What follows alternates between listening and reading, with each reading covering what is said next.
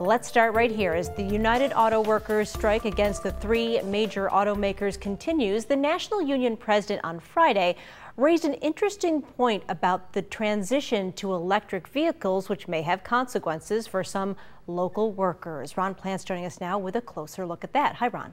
Hi, Kate. You know, General Motors said it was all in to go all electric, and with New York State, California driving that policy as well, the UAW is well aware some of its union members could be affected in years to come. That includes the 700 union members at the GM powertrain plant up in Tonawanda, which currently produces those ICE or internal combustion engines powered by gasoline, whereas the new electric vehicles, of course, would have electric motors powered by batteries.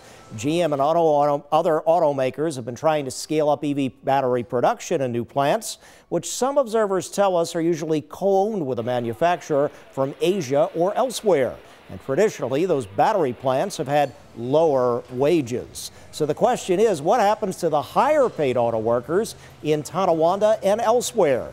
Well, National UAW Leader Shawn Fain said on Friday they did have a breakthrough in negotiations with General Motors to include battery plant employees in a so-called agreement for future negotiations. He phrased it this way with that reference to engine plants like Tonawanda. What this will mean for our membership cannot be understated. The plan was to draw down engine and transmission plants and permanently replace them with low-wage battery jobs. As GM moves forward toward an all-electric future, we are focused on bringing all of our employees with us. We'll do this by rapidly scaling up our capacity to produce EVs while also continuing to make the best ICE trucks and SUVs in the industry. We have shared that the transition will look different for everyone, but we already know that we can do more than one thing at any given time.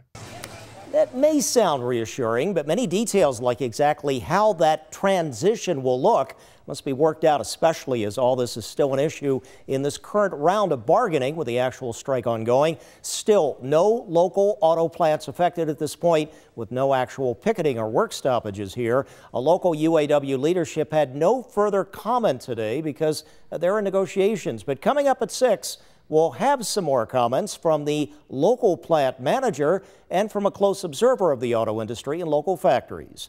On your side, Ron Plants, Channel 2 News.